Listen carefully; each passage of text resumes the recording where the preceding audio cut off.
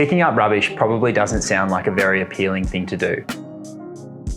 But what if I made you your favourite coffee and we did it together? G'day, I'm Rolly, and I'm cleaning up the beach by bribing people with coffee. I've been a barista for 13 years, going on 14. I opened my first cafe in 2014. I would have made, it's got to be over 100,000 coffees by now, for all sorts of people, and I love the job for that reason, mainly for the people. It's an amazing feeling to hand someone a coffee that you know has been made perfectly for them, that they are going to love every day. That's a beautiful thing. And I also love picking up rubbish. Over the past 7 years, I've found myself wanting to do it more and more. This is plastic I pulled off the beach. It's like super weathered, aged plastic. Have a look how easily it breaks. Stuff just like flakes off this. And like you think about that just sitting on the beach or in the sea. I think of the ocean as a superorganism. It is one entire entity that is sustaining all the rest of the life on the planet. You see all that stuff that came off it as well? It just looks like dust.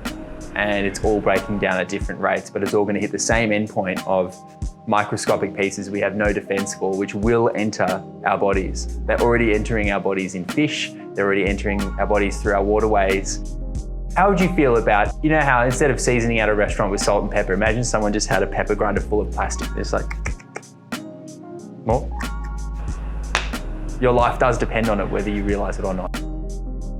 Picking up rubbish. It's a really simple, straightforward, direct thing that you can do where you turn around, you look, you've got a cleaner piece of earth behind you and you feel better about yourself and then better about the world. So now I'm combining those things, making coffee and picking up rubbish. You're probably wondering how I'm going to get coffee down to the beach. Well, meet Trish. Trish is an old fire truck and I'm halfway through converting it into the ultimate coffee cleanup truck. I've stripped all the firefighting equipment off it, fitted some new wheels for sand driving, but most importantly, I've converted her to run on used cooking oil instead of diesel. Vegetable oil is in this tank.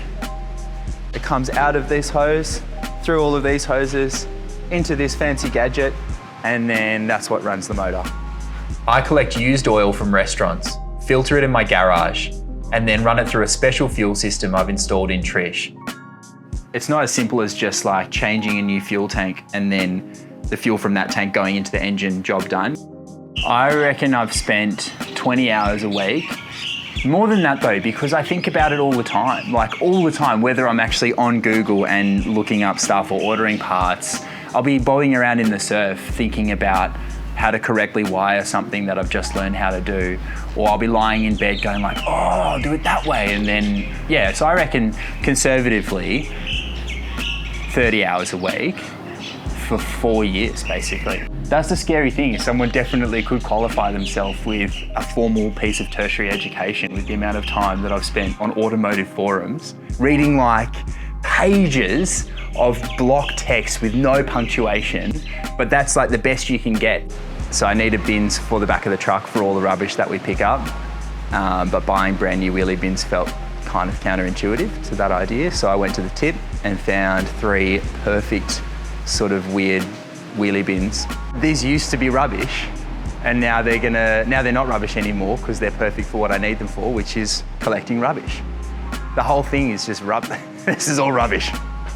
So now with all of that done, the next part is installing a commercial coffee machine on the back, running off batteries that get recharged as I drive from cleanup to cleanup. This is going to be a professional coffee setup with a professional commercial espresso machine, more than capable of making you your favorite coffee at the beach. We will definitely not be using any single-use packaging, so people will bring their own cups. Otherwise, I've got a huge collection of recycled glass jars to use instead of single-use plastics. So EMU Parade's going to be pretty simple. I'll post up where and when I'll be parking up in Trish. You can come down, spend an hour with me, having a coffee, picking up some rubbish, and leaving the coast a lot cleaner than we found it. But there's still a long way to go before Trish and I are going to be ready for this plan. The last piece of the puzzle is the batteries.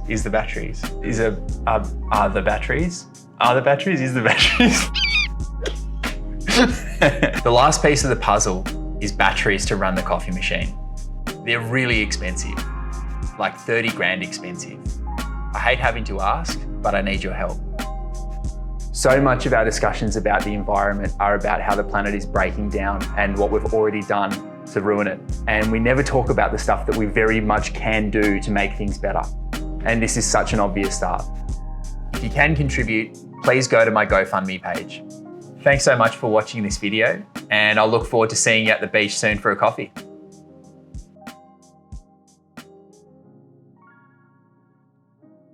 I've already spent all of my money, literally every dollar of money that I had, on getting Trish to her current status. This is funny. You say it again, say it again. I've literally spent all of my money on this already. I have none left. I wish that was just a joke.